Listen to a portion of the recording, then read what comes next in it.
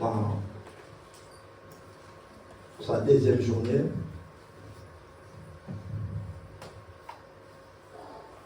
Hier, nous avons commencé à parler de rétablissement divin. Et nous avons expliqué qu'est-ce que le rétablissement. Et nous avons prié. Et je sais par la foi que Dieu a rétabli beaucoup de vies. Alléluia. Amen. Je sais que l'Éternel nous a rétablis. Nous avons été rétablis. Nos santé ont été rétablies.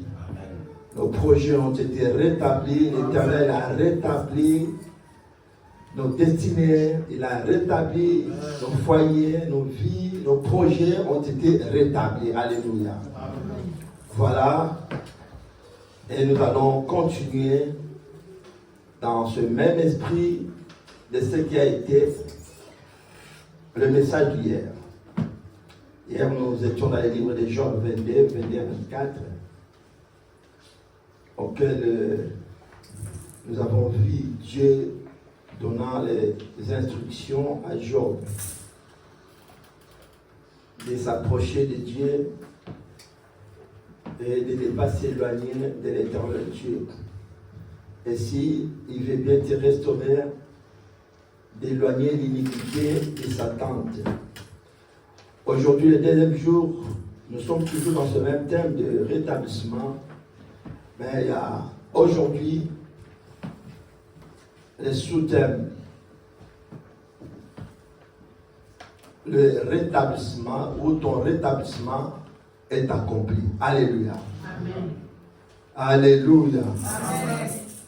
Ton rétablissement est accompli. Nous allons ouvrir nos Bibles dans les livres de Jérémie. Jérémie chapitre 33. Nous allons faire la lecture à partir du verset 7 jusqu'au verset 9. Si on peut faire la lecture. C'est celui qui a trouvé dans le livre de Jérémie chapitre 33, verset 7 jusqu'au verset 9. Je lis la parole du Seigneur. Amen. Je ramènerai les captifs de Juda. Écoutez attentivement. Soyez attentifs. Écoutez. Je ramènerai les captifs de Juda et les captifs d'Israël. Là, c'est qui parle? C'est Dieu. Amen. Dieu parle. Continuez, mon bien-aimé. Et je rétablirai comme autrefois. Je les rétablirai comme autrefois. Je les purifierai de toutes les iniquités qu'ils ont commises contre moi. Donc, après avoir nous rétabli, Dieu pardonne même nos péchés. Je leur pardonnerai de toutes les iniquités par lesquelles ils m'ont offensé, par lesquelles ils se sont révoltés contre moi. Alléluia, il est merveilleux. Et le verset 9 pour terminer. Cette ville sera pour moi un sujet de joie, de louange et de gloire parmi toutes les nations de la terre qui apprendront tous les biens que je leur ferai. Elles seront étonnées et émuées de tout le bonheur et de toute la postérité que je leur accorderai. La parole du Seigneur. Est-ce qu'on peut acclamer pour la parole du Seigneur? Le verset 9, la Bible dit: cette ville sera pour moi un sujet de joie, de louange. Alléluia. Amen. Quelqu'un que Dieu a pardonné le péché. Quelqu'un que Dieu a rétabli. On avait dit que le rétablissement, c'est que quelque chose qui t'appartenait, qui devait te revenir. Mais la chose en question est allée quelque part. C'est-à-dire que le droit qui devait te revenir, et ce droit-là est allé chez une autre personne, est allé ailleurs. C'est-à-dire qu'il y a l'injustice, c'est fait, et cela fait que le droit qui devait te revenir, cela est passé quelque part.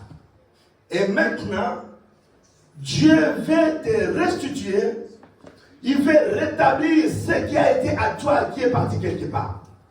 On avait dit que ça peut être la santé. Ça peut être ta situation administrative. Ça allait te revenir. Mais cela est allé quelque part. Mais maintenant, il faut que Dieu te restitue de ce qui a été volé. Alléluia. Amen. On ne va pas revenir par rapport à notre temps. On a dit aujourd'hui, le rétablissement, ton rétablissement est accompli. Mon frère, ma sœur, nous avons lu le livre de Jérémie chapitre 33, versets 7 à 9. Je vais te dire une chose. La situation auquel tu te trouves aujourd'hui, la situation auquel tu fais face, bien-aimé, aujourd'hui, ce n'est pas à toi de te battre. Écoutez-moi très bien. Il y a des combats que tu vas amener qui n'aboutiront pas. Alléluia. Amen. Il y a des combats que tu vas mener toute ta vie, bien-aimé, dans le Seigneur, qui n'aboutiront jamais. Toi, tu fais ta part, et ta part, c'est ce que tu es en train de faire. Comme on avait dit ça hier. Ta part, c'est de prier, de débarrasser ton cœur de la haine, de la jalousie, des rancines, comme Dieu avait dit à Job, de jeter de l'or dans la poussière. Et c'est ça la part que tu es en train de faire. Tu es en train de libérer ton cœur. Tu es en train de te dégager. Et maintenant, bien aimé, les restes, Dieu lui-même va te restaurer. Alléluia. Amen. Alléluia. Amen. Il y a des choses, bien aimé, que l'homme a une responsabilité et que Dieu aussi a une responsabilité. Alléluia. Amen. Voilà ce passage biblique que nous venons de lire cet après-midi. La Bible dit ici, je ramènerai les captifs de Juda et les captifs d'Israël et je les rétablirai comme autrefois. Alléluia. Amen. Il ramènera les captifs de Juda et les captifs de Jérusalem, d'Israël, et il rétablira ces captifs de Juda comme autrefois. Juda, bien-aimé dans le Seigneur, veut dire louange à Dieu. Juda veut dire louange à Dieu.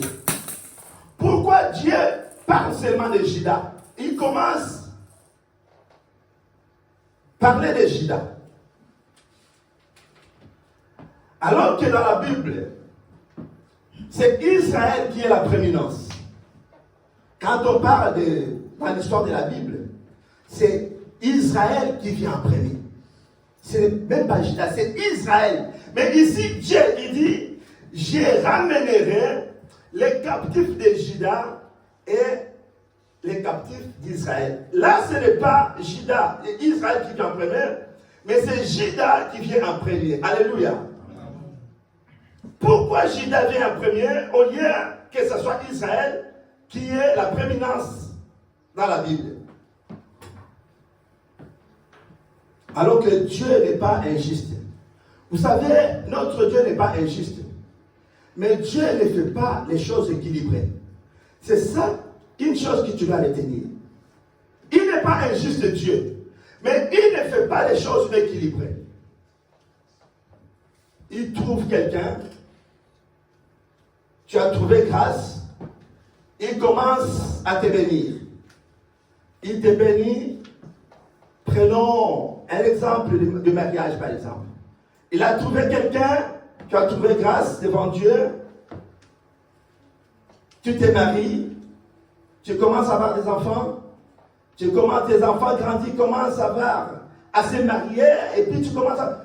Pendant que Dieu te bénit, il t'a visité, tu as trouvé grâce, pendant tout ce temps-là, alors que ton voisin ou ta voisine, il n'y a pas encore un signe qui a commencé. Est-ce qu'il y a quelqu'un qui comprend? Amen.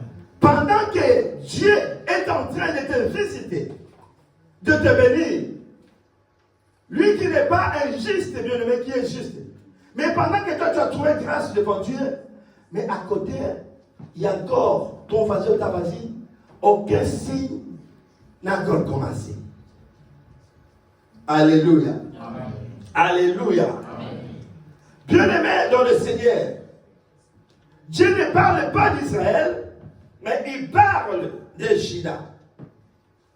Juda veut dire louange à Dieu. Si Dieu trouve quelqu'un qui le loue, si Dieu trouve quelqu'un qui l'élève, qui le bénit, qui l'exalte, malgré les difficultés, malgré les souffrances, malgré les situations, les moments que tu traverses, et que Dieu trouve quelqu'un qui le bénit, c'est celui-là que Dieu ramène en premier. C'est celui-là que Dieu rétablit en premier. Alléluia. Amen. Est-ce qu'il y a quelqu'un qui comprend ce soir? Amen. Amen. Il trouve quelqu'un qui le bénit. Tu es dans la difficulté, mais tu n'as pas abandonné à adorer Dieu.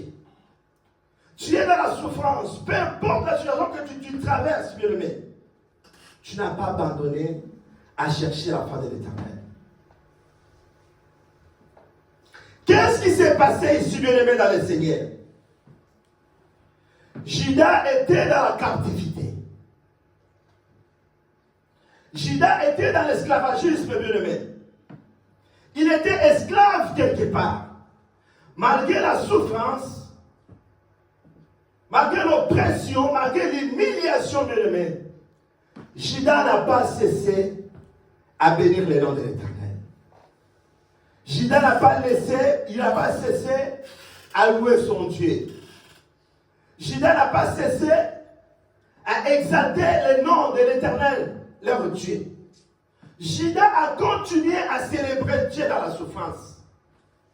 Il a reconnu la grandeur de l'Éternel. Vous savez, si quelqu'un commence à reconnaître la grandeur de l'Éternel dans sa vie, pendant qu'il est dans l'humiliation, dans l'abaissement de l'humain, c'est là où l'Éternel s'élève pour élever la vie d'une personne. Alléluia. Amen. Alléluia. Amen. Quelqu'un qui reconnaît, malgré les difficultés. Parce qu'il y a certaines personnes, il suffit seulement, non seulement parce que c'est qui est public, c'est ce que nous on voit. Parce que devant Dieu, tout semble normal pour lui. Nous, par exemple, s'il y a un cas de décès, par exemple, on vient d'assister à une cérémonie aujourd'hui devant notre bien-aimé, mais je sais que l'Éternel va le fortifier, qui sera debout, un enfant de Dieu, qui confesse Dieu avec force. Je sais qu'avec le Saint-Esprit, il va se tenir debout pour avancer avec le Seigneur. Amen. Il y a certaines personnes bien-aimées dans le Seigneur.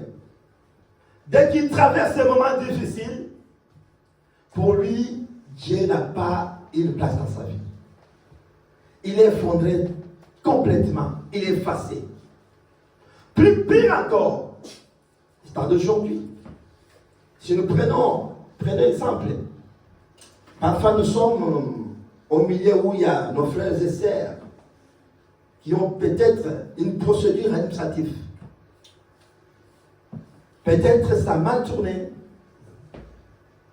pour la première fois, et cela effondre la foi de certaines personnes.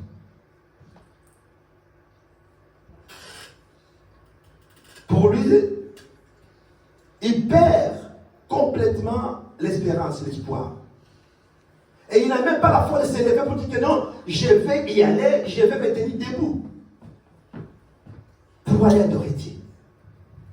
Nous avons toujours tendance, quand il y a des problèmes, des moments difficiles, à se dire que l'Éternel n'est pas avec nous. Dieu m'a abandonné. Alléluia. Amen.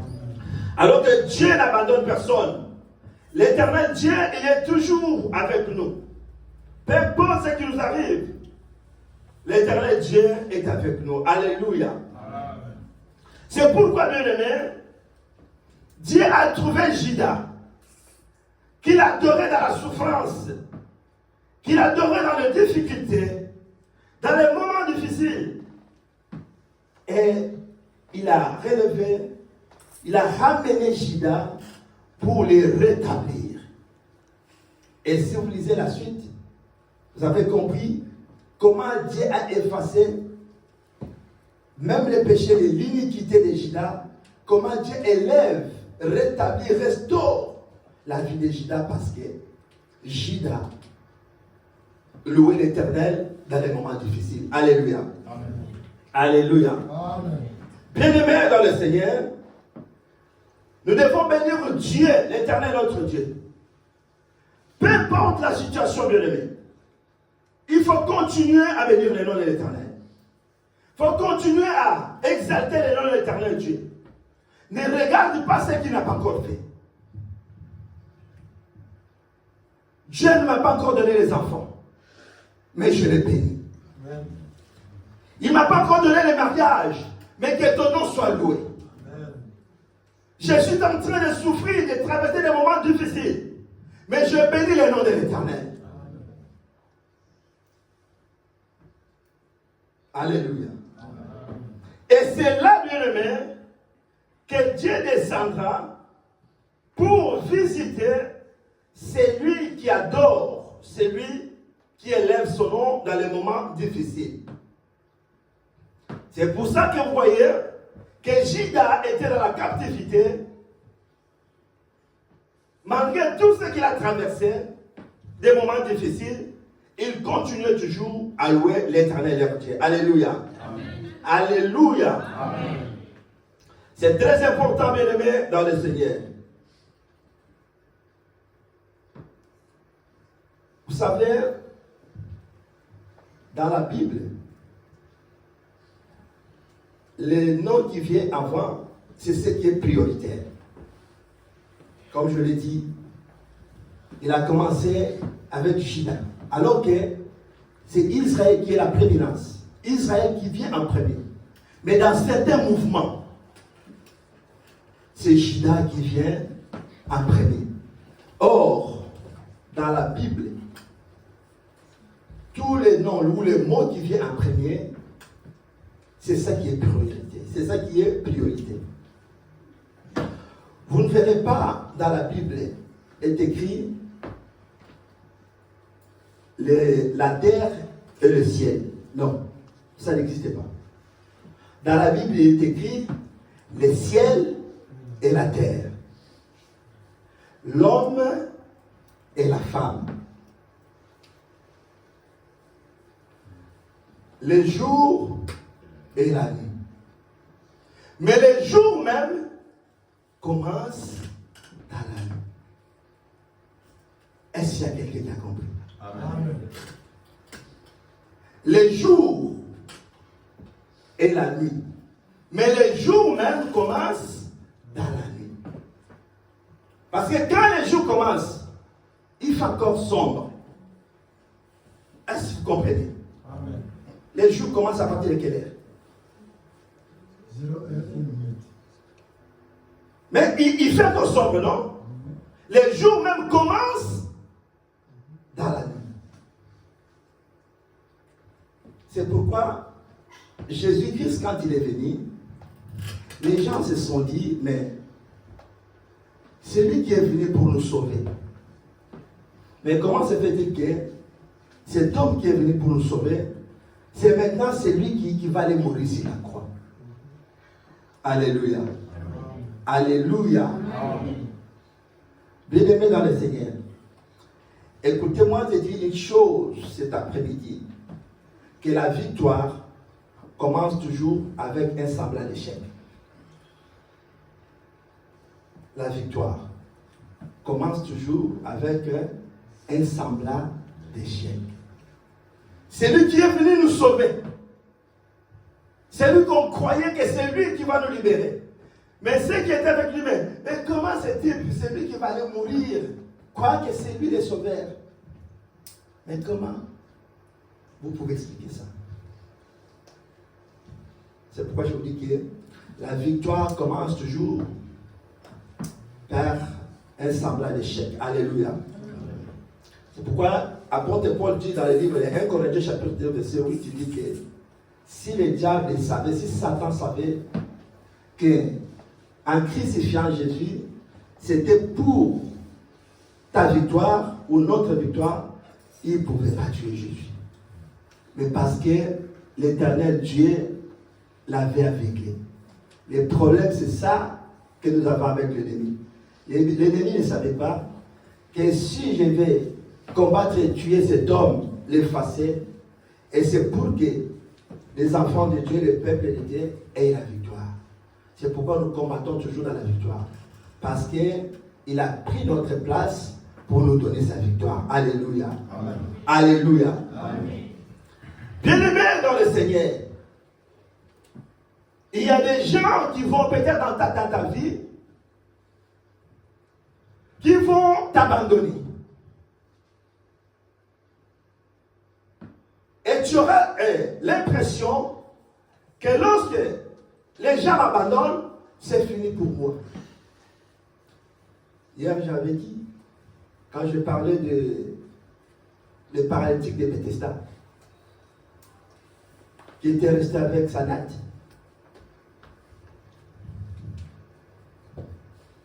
Les gens peuvent t'abandonner. Mais bien aimé, tant que tu es avec le Seigneur, tant que tu es avec Jésus, bien aimé dans le Seigneur, tu seras toujours rétabli. Alléluia. L'Éternel Dieu va te rétablir. Il faut t'abandonner. Il faut partir. Tu auras l'impression que ça va finir, que rien ne va marcher. Mais tant que tu es avec le Seigneur, c'est pour que l'Éternel relève encore peut-être les plus puissants pour t'accompagner, pour être ton soutien. Alléluia. Amen. La Bible dit, si Dieu est avec nous, qui sera contre nous? Nous parlons de rétablissement. Mon rétablissement est accompli. Le Seigneur Jésus accomplit ton rétablissement, bien-aimé, cet après-midi. C'est très important. Car dans le Seigneur, il faut toujours accepter de perdre avant de gagner. Amen. Là où on est là, nous acceptons de perdre avant de gagner. En Jésus, si tu ne perds pas, tu ne pourras jamais gagner. Amen. Il faut perdre pour gagner. Tu dois perdre l'honneur. Tu dois perdre la dignité. Tu dois perdre toutes les qualités possibles, l'orgueil, tout. Tu dois perdre pour gagner. Mais si tu ne perds pas dans le Seigneur, tu ne pourras jamais gagner. Alléluia. Amen. Si tu es venu dans le Seigneur et rester le même, tu ne veux rien perdre, bien-aimé, tu ne gagneras jamais. Alléluia. Amen. Adam et Ève, qui avait perdu sa côte. Hein? Et il a gagné quoi? Il faut perdre pour gagner. Alléluia. Abraham, il est allé sacrifier son fils. Mais à la place de son fils, parce qu'il avait sacrifié son fils, mais qu'est-ce qu'il a gagné? L'Éternel, le Seigneur Jésus lui-même a perdu sa vie. Dieu a perdu son fils. Mais regarde, il a gagné plusieurs fils. Alléluia. Amen. Dans le Seigneur, nous devons perdre pour faire quoi? Pour gagner. Alléluia. Amen. Si tu n'as pas encore perdu, bien-aimé, tu ne pourras jamais gagner dans le Seigneur. Nous connaissons l'histoire d'un général syrien du nom de Naaman, qui avait de la lèpre. Et cet homme, il est venu, on lui a amené devant un roi pour être purifié de sa lèpre. On lui dit, il faut aller, le roi dit que tu dois aller te jeter dans les Jourdain, combien de fois? 7 fois pour que tu sois purifié. Mais, rafler de l'orgueil. Il dit, mais est-ce que chez nous, il n'y a pas de belles piscines pour aller les jeter, les plonger, pour que je sois purifié? Mais je crois que le monsieur va m'appeler, on va dialoguer, je vais le voir face à face. Mais quelle est l'humiliation en général qu'on doit envoyer pour aller se jeter dans la piscine? L'orgueil. Alléluia. Amen. Tu ne pourras pas être rétabli tant que tu es orgueilleux, bien-aimé. Tu dois perdre l'orgueil pour être rétabli. Dieu veut nous rétablir. Mais il veut que nous soyons, que nous nous débarrassons, comme il avait dit à Job. Jette de l'or dans la poussière. L'orgueil fait partie de l'or qu'il faut jeter dans la poussière. Alléluia. Amen. La Bible dit, Il résiste aux orgueilleux, mais il fait grâce aux humbles. Alléluia. Peuple de Dieu, enfant de Dieu, marchons dans l'humilité devant l'éternel Dieu. Peu importe les situations que nous rencontrons, peu importe les moments que nous traversons, bien-aimés, humilions-nous devant la gloire de l'éternel Dieu. Et l'éternel nous relèvera au temps opportun. C'est très important dans notre vie. Vous allez bouger le papa qui est derrière, qui est en train de somnoler. Nous sommes en train de parler des choses importantes. Il faut que tout le monde suive ce que nous sommes en train de dire. C'est pourquoi, bien aimés, l'Éternel dit, il veut tous nous rétablir. Il veut te rétablir, mais avant de te rétablir, tu dois te débarrasser, tu dois te dépouiller de tout ce qui empêche le rétablissement. Si nous lisons la Bible, la parole, la nouvelle patrie commence même ici, sur la terre. C'est très important. La nouvelle patrie commence le premier ici. Manifestation de la nouvelle patrie, il commence premièrement ici. Jésus est ressuscité des morts. Après la résurrection du Seigneur Jésus, les gens croyaient qu'il va s'envoler comme un oiseau. Les gens croyaient que Jésus, comme il est ressuscité, il va s'envoler comme un papillon. La Bible dit, si nous lisons la Bible, que même c'est les siens, quand il veut s'approcher vers eux, il reculait en les voyant. Il avance vers eux, mais elle recule. Croyant que nous avons vu un fantôme. Les croyants d'un fantôme. Mais il se dit, mais est-ce qu'un fantôme peut avoir la chair? Nous pouvons lire cela, donc vous pouvez lire Luc chapitre 24, verset 39, jusqu'à 45. Vous pouvez lire ce que je suis en train de lire maintenant. Luc chapitre 24, verset 39 à 45.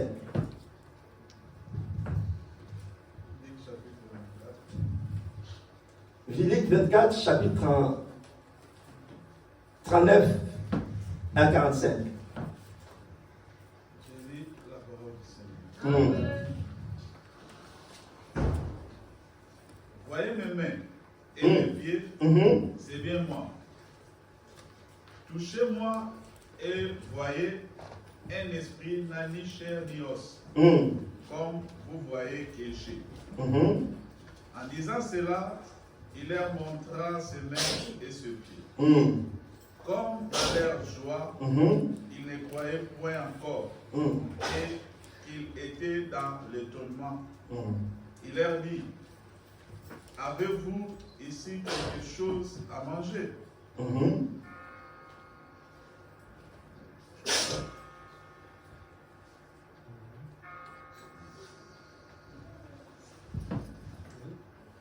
Ouais. Allez-y. Quelque chose à manger. Ouais.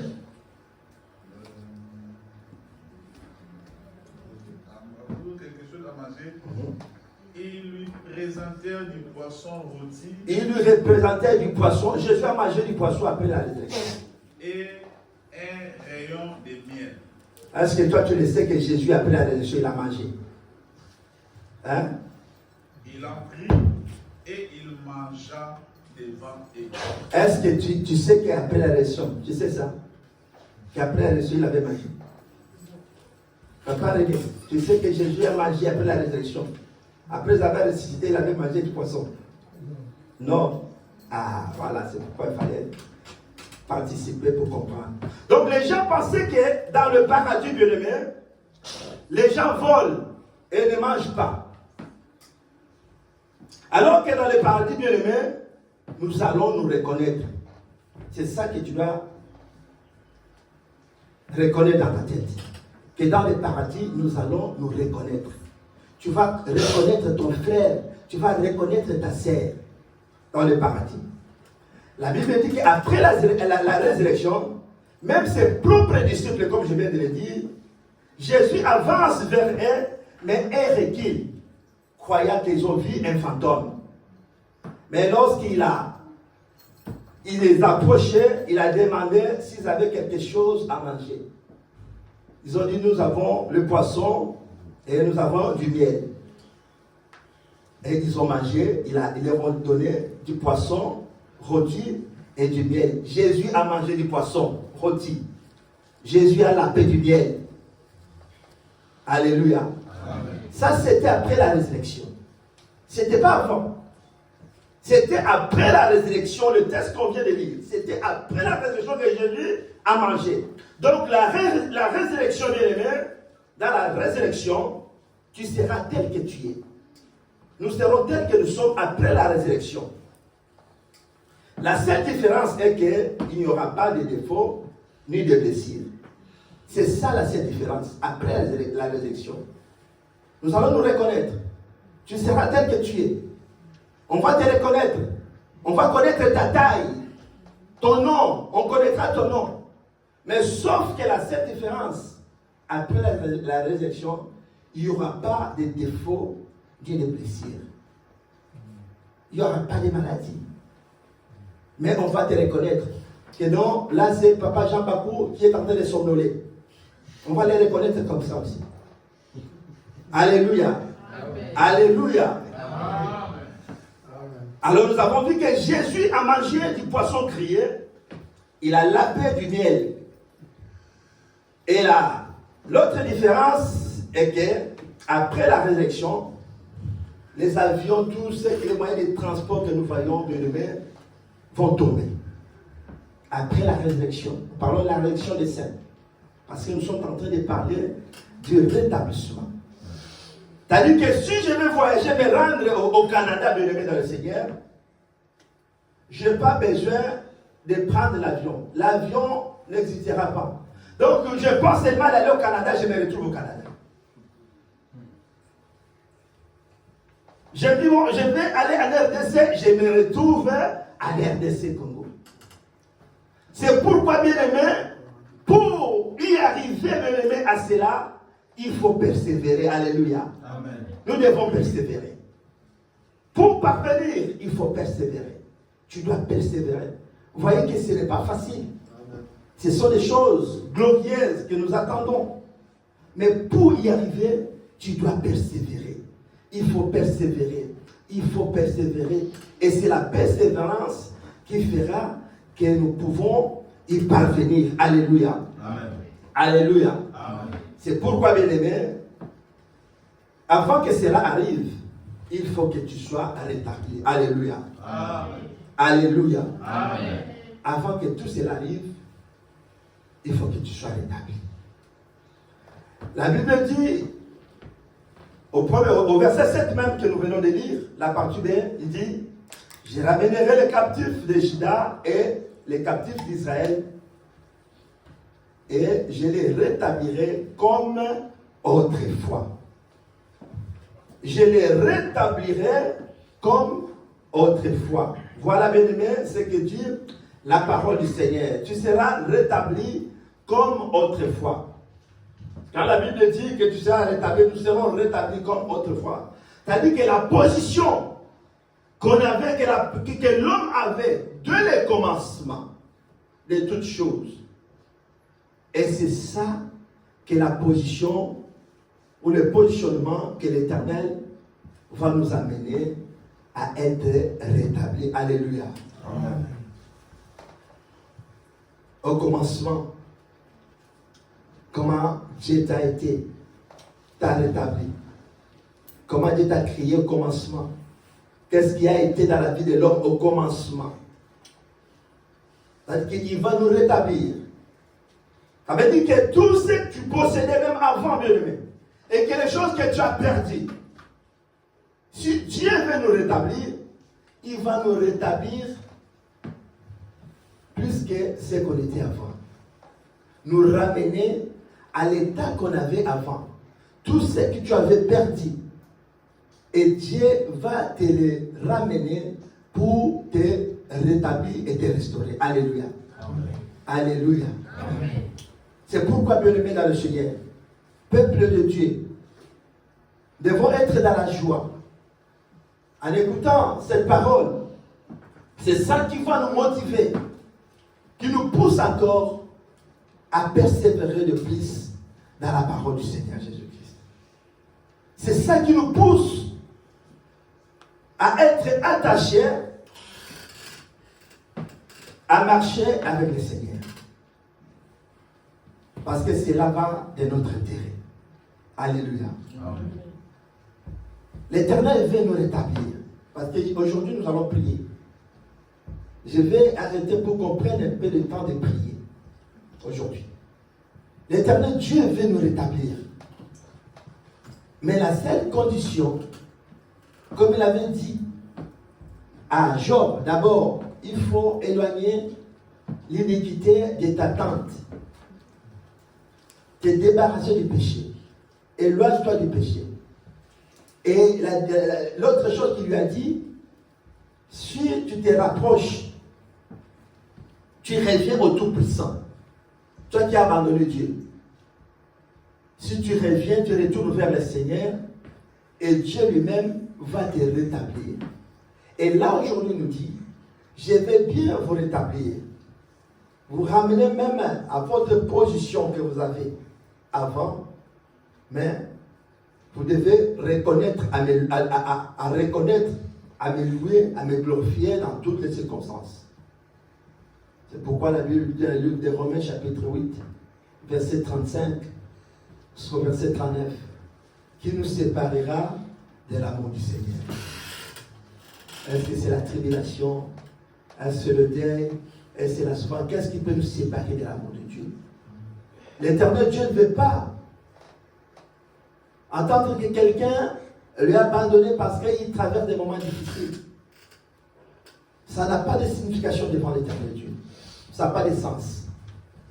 Mais l'Éternel, c'est qu'il fait. Pendant que tu traverses les moments difficiles, pendant que l'Église traverse les moments difficiles, l'Église est là pour reconnaître la puissance de Dieu. Que si nous existons, ce n'est pas seulement par notre propre force. Parce qu'il y a celui qui nous soutient, c'est l'Éternel des armées.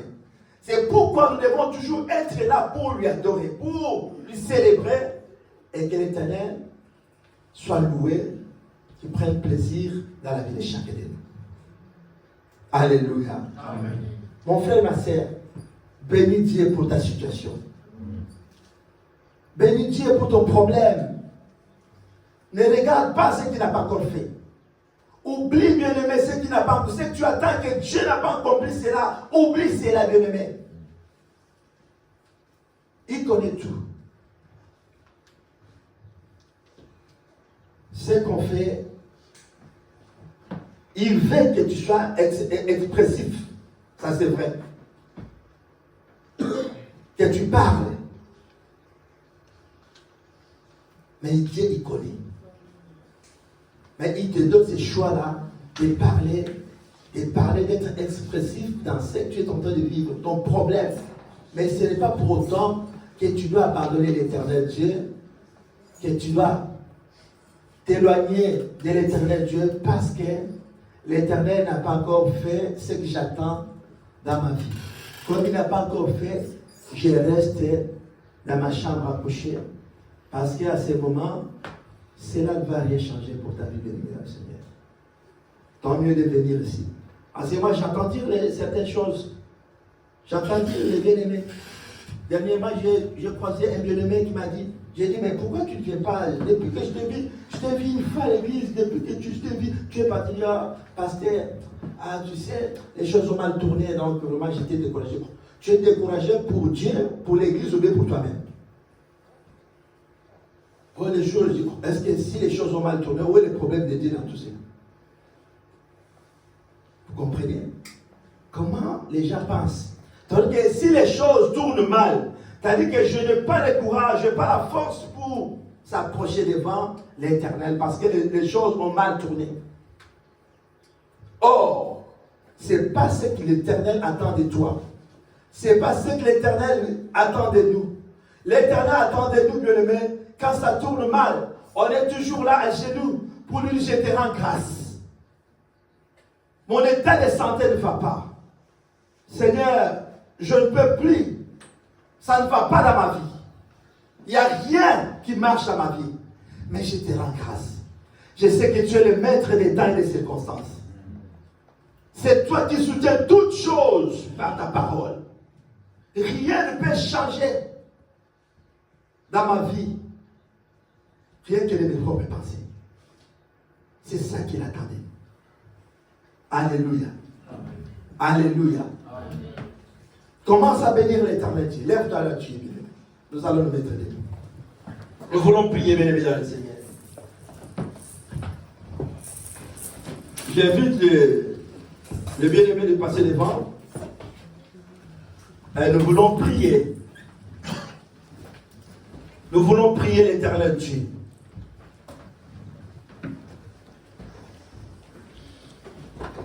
Tu vas prier, bien-aimé, dans le Seigneur. Pendant que le bien-aimé chante.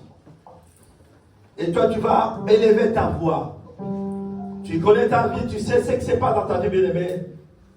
Dans ton foyer, dans ta famille. Qu'est-ce qui ne marche pas? Qu'est-ce qui tourmente ta vie, bien-aimé? Notre prière, ta prière de ce soir, est de présenter, de bénir l'Éternel, de lui dire merci pour le moment que tu es en train de traverser. Pour le moment que tu es en train de traverser, mon frère, ma soeur. De bénir l'Éternel pour ce que tu traverses, pour ce qui t'arrive. Seulement de lui dire merci, Seigneur, je t'ai béni. Je sais que tu es le maître des temps et des circonstances. Pour ce qui m'arrive, je t'ai béni pour ma situation. Au nom puissant de Jésus, commence à élever ta voix, commence à prier, bien-aimé, dans le Seigneur. Commence à rendre gloire à l'Éternel. Nous allons prier tous. Nous prions, prie bien-aimé. Avec force, tapez les mains. On va taper les mains, on va glorifier l'Éternel. Commence à taper les mains, bien-aimé, commence à taper les mains. À remercier l'Éternel pour ce qui ne marche pas dans notre vie. Tout ce qui rencontre, bien-aimé, peut-être c'est la santé qui ne va pas. Commence à taper les mains et dire merci, je t'ai béni. Il n'y a rien qui ne marche dans ma vie. Il n'y a rien qui se passe comme il faut dans ma vie. Mais je bénis ton nom, tu es merveilleux. Bénis le Seigneur dans ta famille, bien-aimé. Tout ce qui ne marche pas dans ta famille. Commence à bénir l'Éternel. Alléluia. Oh Jésus, tu es merveilleux, Jésus. Tu es notre Dieu. Tu es notre Dieu. Je bénis ton nom, Père. Pour ta grâce et pour ton amour, pour ta bénédiction. Pour tout ce qui est en train de faire dans cette assemblée. Je te bénis, Seigneur Jésus. Pour ma vie, je te bénis pour ma vie, Seigneur Jésus. Il y a beaucoup de choses qui échappent à mon contrôle. Mais je te bénis pour cela, Jésus. Je te bénis pour cette église, Seigneur Jésus. Alléluia. Tu es Dieu, béni l'Éternel. Au nom de Jésus, tu es notre Dieu. Je bénis Jésus, je te bénis.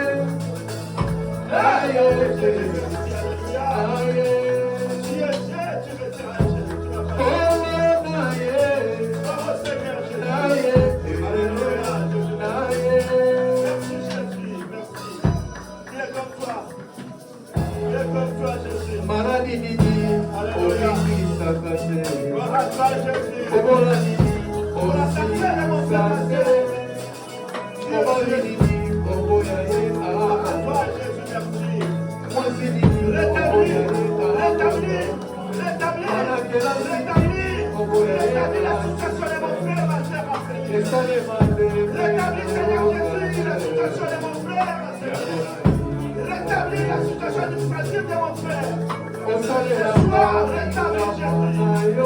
Restaure la vie de ton frère Jésus. Parce que tu es merveilleux. Tu es Dieu, Seigneur. Tu n'as pas changé. Tu es Dieu, Seigneur. Alléluia. Oh Yahweh. Hosanna Jésus. À toi Jésus. Alléluia. Alléluia.